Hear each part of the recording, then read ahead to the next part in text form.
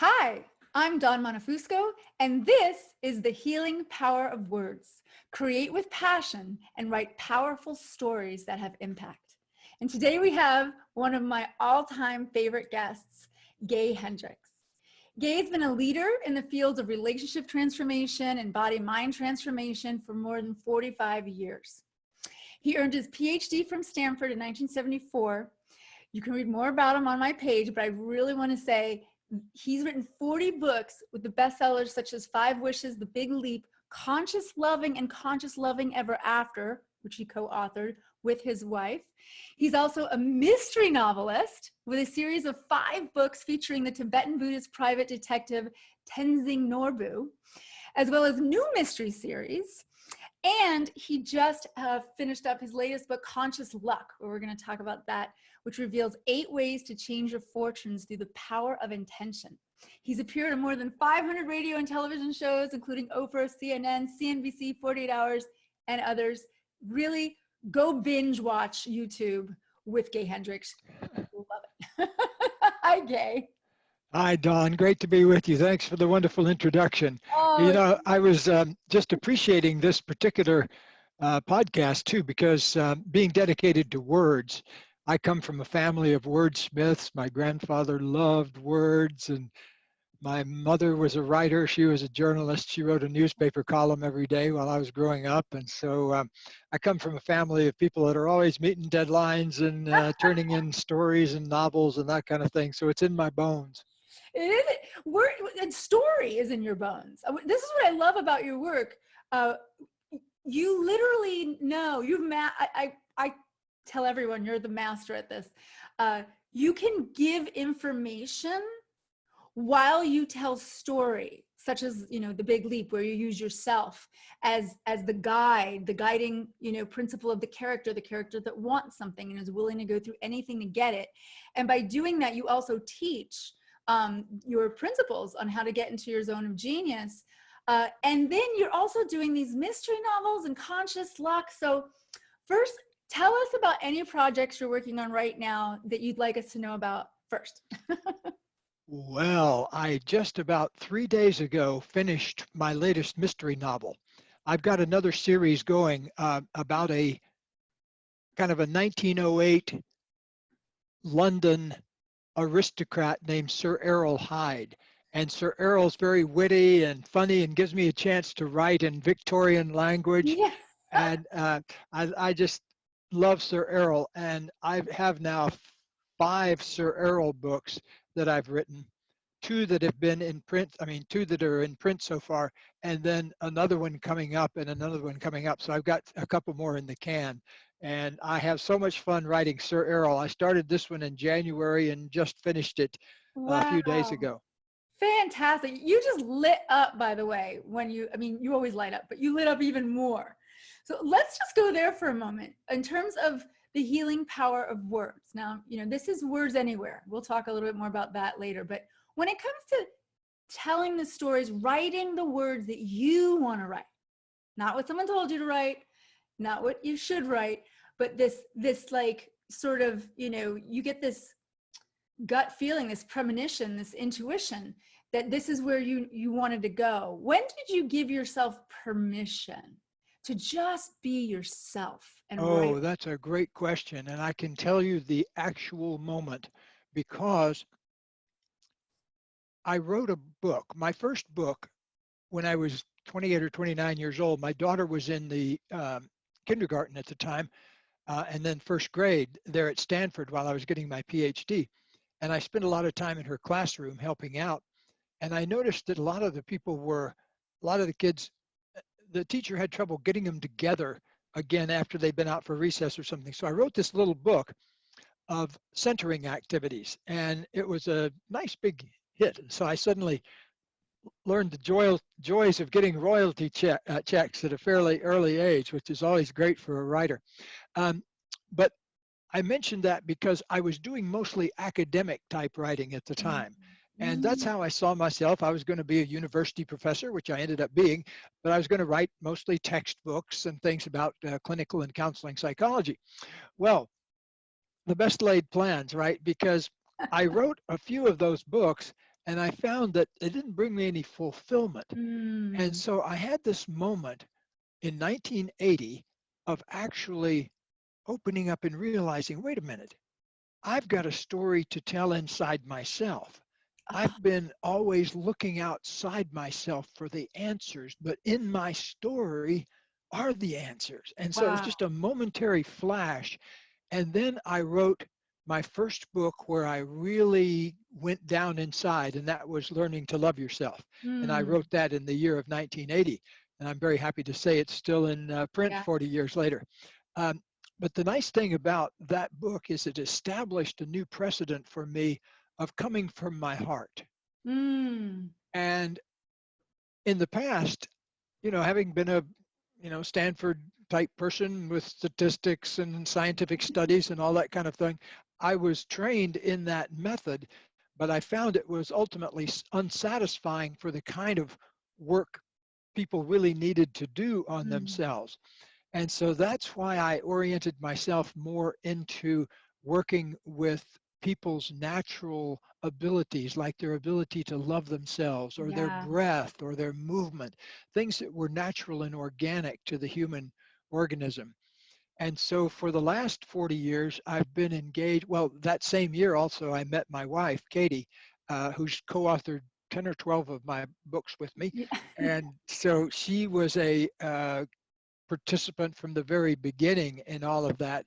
And it helped really shape my work in a way because I realized at the end of the day, there's only a few things in life that really matter. And one of them is the amount of your creativity that you're able to open up to.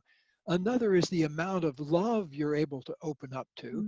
Mm. Another is the amount of impact positively you want to have on the world around you. And Mm. so I decided to open up all of those things. And so I've spent my last 40 years opening up my creativity every day as much as I could, writing mystery novels or whatever, just going where my heart led me. And also at the same time, really focusing on how could I express those things in ways that help other people. My Mm. my dream book is a book that's, well, like Conscious Luck is the new book, because it's the same book that I've had conversations about in my office. And so if I can bring people into the moment of change, right into that moment where everything changes, that's what I'm trying to do. And to do that, you have to go deep down inside. There's no other Yeah. way to do it. Oh, that's so great. I think you'll agree with me on this one. I think right now is the best time in all of recorded human history to write. Oh, yeah, no question about it. I don't think it's better. Like, we're blessed because we can have an audience right away. We can have an impact right away. And we all can use words, right? Words is something that we have access to, I don't go to a museum and get the urge to paint, but man, when I'm in a bookstore or listening or I'm just constantly thinking about words. Um, let's look at the idea of healing in terms of conscious luck. Like, you give people really, first, the backstory is great about how this was a work that was waiting for its moment to come, right? So sometimes we can write, this is something I want to get through to the audience, that we don't always have to rush out to publish something, that sometimes it's totally okay to write and have some patience with what we're writing, because there's a healing that happens to the writer, and then B, sometimes we get those aha moments later on, oh, I know what it needs. So there's almost like that synchronicity that happened with you and Carol in the grocery store that said it was time. But you don't have to rush out to publish right away. No, as a matter of fact, Dawn, I have a file on my computer called something like, what's it called? I haven't looked at it in a while. It's books I'm probably not going to get around to writing, but I have all these ideas of books. I think the last time I looked, there was about a dozen different books, and I'm probably never going to get around to writing, but I want to keep my creative flow going. See, I think that one thing a lot of people don't understand is that, especially at midlife and beyond, Mm-hmm. you really need to make a dedicated commitment to keeping your creativity alive. Because when you're in your 20s and 30s, you're kind of bubbling, you got all this energy and everything. But at midlife, especially get up to 35, 40, 50 years old, you have to start really focusing in on what brings you the greatest fulfillment and creates the greatest positive outcome Mm-hmm. around you. If you're interested in being a professional writer, Mm-hmm. some people just want to write for fun or for personal expression, and I think that's Yeah. a great thing too. As a matter of fact, Katie and I are just about to start our summer program called Creativity Camp tomorrow. I saw that. Yeah. Yeah, it's a now a virtual version of what used to be a 5-day event, but we've compressed it. We've just taken the activities and put them into 4 90-minute online sessions that we're going to teach live. God help us. I hope the technology works and everything, because we've got hundreds of people signed up for it. So I always get a little nervous when these things I go do. off. I know. Yeah, but the reason I mention that is because this is a time. I mean, who would have thought suddenly that just a few months ago that we were going to be doing everything in a virtual setting? Mm-hmm. But I talked to a good friend of mine the other day that completely virtualized a 4-day training Mm-hmm. and had 1,800 people on the line for 4 days. And, it was a multi-million dollar event. Mm-hmm. And so when we can do things like that, it gives you hope for a whole new world. It I really. love self-publishing, for example. I've self-published a couple of my own mysteries Mm-hmm. just because I didn't want to go through the rigmarole of going through a major publisher. Mm-hmm. And I don't know if you've discovered this or not yet, but getting a book contract from a major publisher was once, changed my life. So I don't want Yeah. to knock it, but and I've had great experiences with major publishers. But it's also very satisfying to take charge of the process from Oh, beginning to I end. have a training in one of my groups, Create Your Dream Book. At the end of the 9-month course, I have some publishing coaches come in, one that does traditional publishing and teaches you how to get an agent and do proposals. Then I have the other coach comes in and says, ho, ho, ho, watch this. If you have the right information and you want to keep control, not only that, but you can kind of make money faster and you get to keep 75% of depending upon your marketing. I'll tell you, I have those checks that come in that are 70 or 80% royalty on a product, and compared to what you get on a regular book, 15%, it's inspiring actually. I So think it's there's, a both and kind of thing, we don't want to knock either one, but uh-huh, we can do both. yeah, absolutely. That's the best part. And And I let want to the, go back to what you were saying, hold on, about creativity camp and now and being like over 40. I mostly work with people over 40, specifically because of what you just said. Something happens. Why? I'm boggled by it because I've experienced it. Almost like either it's resistance, Stephen Pressfield's famous, War of Art, the resistance to being creative and getting out there. What is it that sort of kind of infects the mid-age or middle life, I should say? What is it about that in your experience? well, there's a couple of things. First of all, often by midlife, people are maybe getting successful, and the charms of having money and a house and a boat Yeah. and a car and a poodle dog and all of those kinds of things are very compelling. And so a lot of times those take a precedence. And I Mm, can I can probably say I've had 100 doctors and lawyers in my office here having midlife crises over the past 45 years. And wow. the story always goes like this. I'm at the top of my profession. I'm making lots of money. Everybody loves it. My kids like to fly first class, and my wife likes the country club, but I know if I keep going this way, I'm going to kill myself. And Yes. and see, here's the thing I think that's happening, the real thing that happens at midlife. See, life is trying to push us toward being completely authentic, Wow. and life is trying to push us also to open our creativity fully. Mm. And one of the quotes I use in one of my books comes from the Gospel of Thomas, and it says, if you bring forth what is within you, what is within you will save you. That there is this thing inside of us that needs to be listened to, this creative part of us.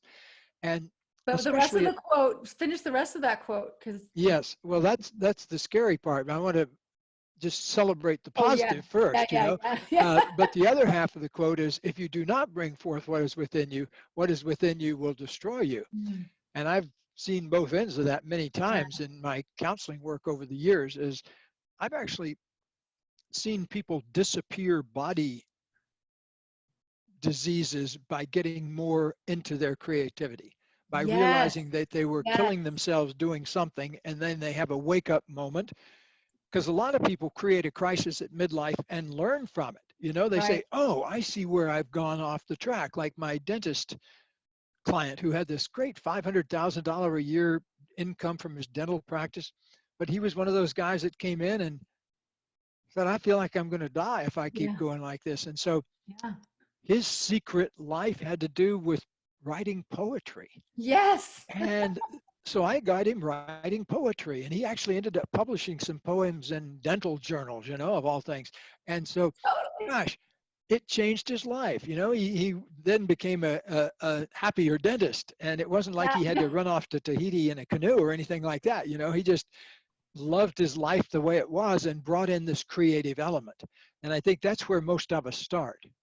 I love what you're saying. So it's interesting. We were talking off right before we started. I wound up switching coaches because the coach I was working with, though she did get me to over the 6-figure mark, having a small team, she didn't quite listen to me when I said, you don't understand. I feel like I'm dying inside. I really want to write more poetry. And I have these 2 books in me and I'm working so much. You've got me structured in this way, but you're not listening. So I switched coaches, as I said. I found this wonderful, amazing coach, Molly Mahoney. She's pretty famous out there.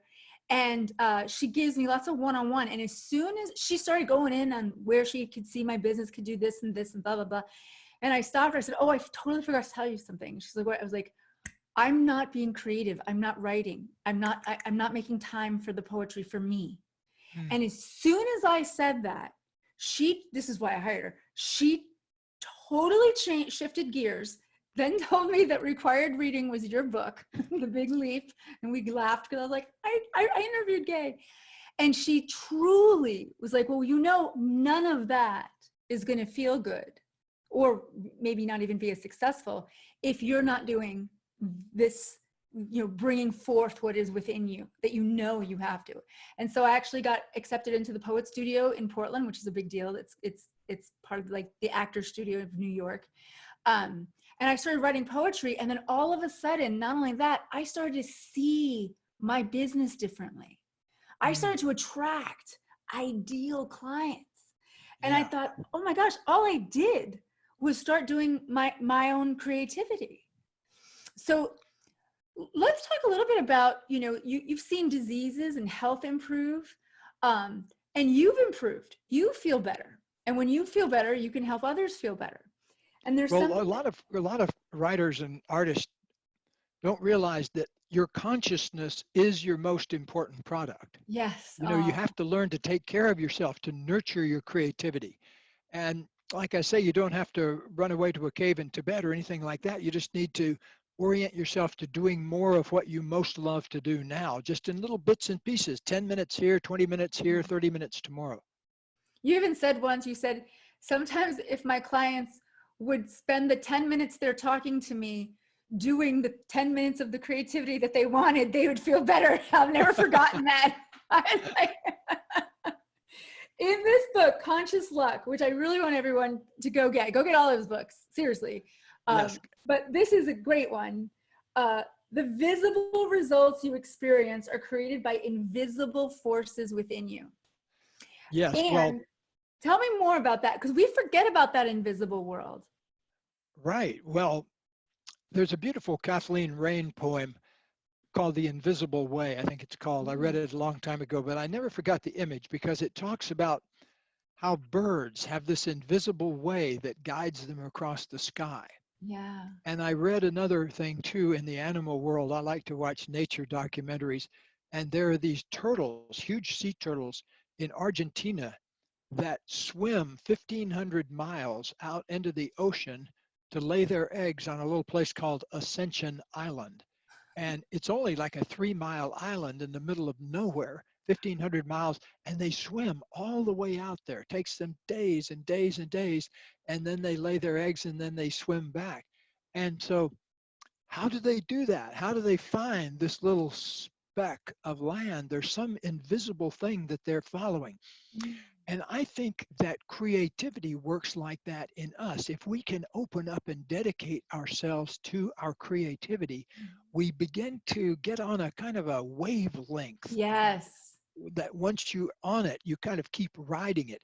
And it's luck is the same way. Mm-hmm. In conscious luck, what we're talking about is changing your mental idea of luck from something like a lightning strike or a lottery win or something like that, and think of luck as a wind that's always blowing. And if you learn to open up your sails to it, you can get a great effortless free ride. And so conscious luck has 8 different ways of getting your sails open so that you get luckier. So the It's a guarantee of the mindset. book, what? It's a mindset. It's the internal words. Here's Yes, another part of the words, right? That inside words. exactly. And once we get that lined up, what the promise is that once you get those things lined up, then suddenly life begins to work a lot better, just like, you know, a bird or a hawk, once they get the wind currents right Yeah. under their wings, they don't have to expend much effort at all. They can just ride it along. Yes, I love that. For writers out there who are scared, I have a few that I mean, they're just, it's comparison. They're just judging themselves. They haven't even written it down yet. And they're already well, what if my sister's cousin reads it? It's not even written yet, you know? Uh, that 10 minutes a day, I'm sure you've seen witness to it as I have, but do you do things such as morning pages where you just flush your system out of words to get, or maybe you used to, you probably don't need to do that anymore. But I do that when there's something I'm trying to work out. Mm, I sit there and kind of doodle and draw little circles and connect little circles and dots, and it kind of gets me out of my left brain and into my yeah. right brain for a little while. Also, probably the most valuable thing I do as a writer is I meditate before I write. Mm, And so every morning, for example, my main writing time is from about 6 a.m. to about 8 o'clock or 5:30 to 7:30. My wife likes to sleep in. I'm a very early riser, so I usually wake up between 4:30 and 5. So I have a couple of hours in the morning where there's just me and the cats. It's very quiet. And so that's when I get a lot of my writing done. But one thing I always do is I meditate for 20 or 30 minutes before I write. And so I'm in a really clear state of consciousness when I begin writing. And so that's kind of a precious thing for me, a sacred time. That's yes. when I kind of go deep down inside, and then I come out and then I spend a couple of hours writing. The rest of the day, I don't do much creative writing. I can write a memo or something at 2 o'clock in the afternoon, but I only have that one creative time that I've dubbed for myself as kind of my creative space. And when you do it at the same time, this is something that I've really loved. And I've seen this consistency with some friends of mine that are finally playing music again. And I saw them like, this pandemic is kind of neat in the sense that if you are a creative person, there's a lot of time. You know, you have a lot more time than you used to. But he jumped so fast. I mean, like so fast in his guitar playing. And I was like, what the heck have you been up to? Like 10 hours a day? He goes, no, I hired a coach. He had his own creativity coach. And I go, oh, he goes, as soon as I started doing it every day in the morning at the same time of the day, Yeah. my talent, his skills, he said, started jumping up higher and higher. But when I was doing it at random times, he said, and I wasn't just dedicated to one time, the brain apparently, I mean, I know a little bit about this, you probably know more. It's like the muse knows where to meet you, right? The muse goes, oh, I know, you're going to do that thing. Let's get it going. But if you're all over the board, it can be harder, I think, to really feel better about it. Can you speak into why you feel, anyway, it's important to just have a dedicated time, probably early in the day? Yeah, I like to do it when I'm fresh. And I think also There is a kind of a discipline involved Mm. in being a writer, especially if you want to do it seriously or be paid for it and that kind of thing. Um, that's that was always my goal when I was growing up. I wanted to be a professional writer, and I became a university professor partly because all my friends were going into clinical psychology and making big money right away, but I became a university professor because I wanted time to write. And so Wow. it was great because I taught at the University of Colorado, and we taught from Cool. September to mid-May, and then I had this nice stretch of Nice. 2 or 3 months to get my writing done in. So I would usually write a book every summer during summer vacation during my professor years. And then after Oprah brought us on and introduced us and our book Conscious Loving to the world, which happened to be exactly 30 years ago. We're having a celebration of that. Um, Great book. I still buy it for people. I can't believe it. It's like stands the test of time easily. Well, Katie and I often joke that we went overnight from working with 10 couples in our living room to working with 10 million on Oprah because as soon as Conscious Loving came out, we sort of went into a whole different stratosphere. And I no longer felt good about being a university professor because I was busy out teaching seminars and giving speeches every week. And That's so I was awesome. coming back exhausted on Monday morning for my job. So I eventually decided to take early retirement in 1990 and just kind of do our own thing. So we set up Fantastic. our institute then, and we've Yeah. trained about a couple of thousand coaches and consultants Yeah. since then. You've done amazing, amazing work. Amazing work. Um, any last words to people out there about using their words today at a time when the world needs healing, not only for themselves but for the world at large? There's a lot of power we have in our words, particularly right now. Any hopeful words or inspirations you'd like to leave people with? Yes, well, one of the things about times of things falling apart is that they can reform themselves in a Mm, much healthier way. And regardless of what the rest of society does, I recommend that each creative person allow things to fall apart and to reconstitute themselves as often as possible, but particularly at this time when there's a lot of stresses, kind of let yourself be moved by what's going on and let it open up even more creative space in you, because this is the most creative time in history that I can be aware of, and also the greatest time of possible um, creative expression. There's yes. podcasts and there's Yes. self-publishing. And when I first started, there was only about half a dozen big publishers. And if you didn't get a contract with one of those, you were out of luck. I used And to put my book together and hope my cousin read them when I was little. yeah. Well, if you want my specific advice, if you haven't done it yet today, go in a room for 10 minutes and just sit by yourself and say, what do I most love to do? And how could I do it in the world that prospers me and other people at the same time? Yes. Yes. Everything creative begins in wonder. Hmm. Yes. You talk about that. You talk about wonder in Conscious Luck as well. Um, so everybody, seriously, there's a plethora of amazingness that Gay has offered the world. So please, please reach out, get his books, Google them. You will not be disappointed. And just by talking to you right now, Gay, I'm so excited to just go back and write more. So thank you so much for being here. Many blessings to you. Thanks a lot, Don. You have a wonderful time with Creative Camp. Oh, I'm really excited. We've got hundreds of people signed up for it, and all of us are dedicating 4 Wednesday afternoons to it for the next 4 weeks. So it should be a lot of fun.